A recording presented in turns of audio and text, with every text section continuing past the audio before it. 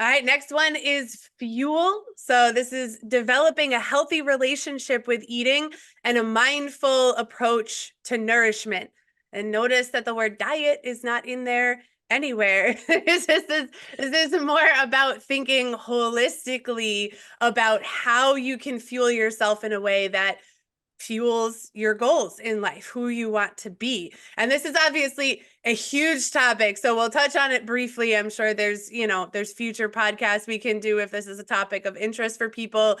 You've done a lot of study because fuel is what fuels your movement activities. You couldn't go run a Spartan trifecta and do a 5K, a 10K, and a half marathon in a weekend if you weren't fueling properly. Well, you could, but it probably wouldn't be a very fun experience.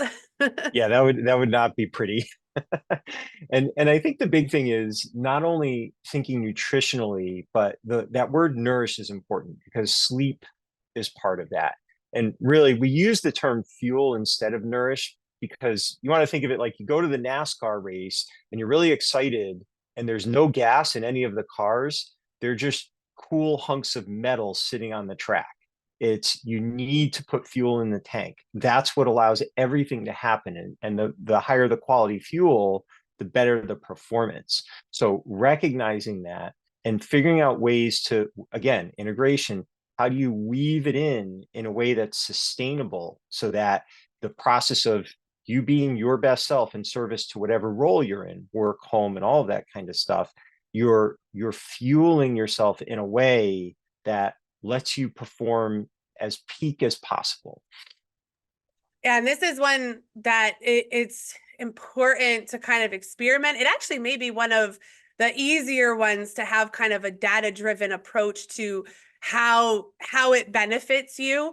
I know not to pick on him, but John Tanaka, who is the host of the Dragon Mind podcast, he also runs our martial arts school, and he's a wonderful friend and the person you were referencing as starting at age 5 and is now 30 years old and running, being the leader in the business, the chief instructor.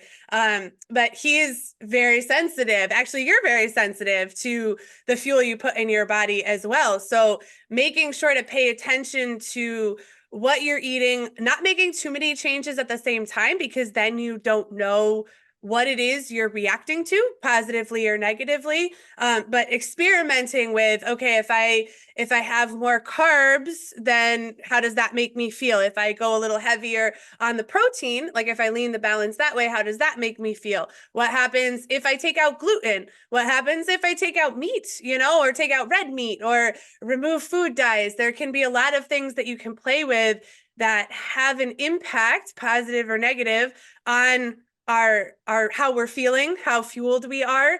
And the Whoop is actually a good tool for tracking that kind of thing. You can a Whoop is like a kind of like a Fitbit, a little different, a little leans more towards athlete, like people that are really looking to enhance themselves as athletes, and that will track your recovery. And you can also do like this log that says, like, did you eat gluten? Did you eat dairy? And then it'll give you statistics at the end of the month and tell you, okay, eating gluten, negatively impacted your recovery this much or positively impacted your recovery. Like, I know gluten makes me feel really poofy.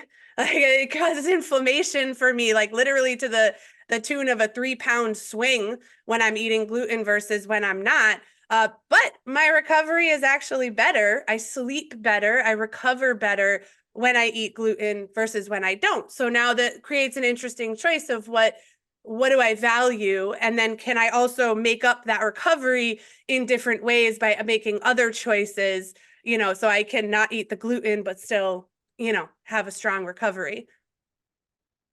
Yeah, and I think the last thing with that is just to be clear that there's things like weight, body composition, energy levels, those are all symptoms. And Mm-hmm. it's a result of the way that you're fueling.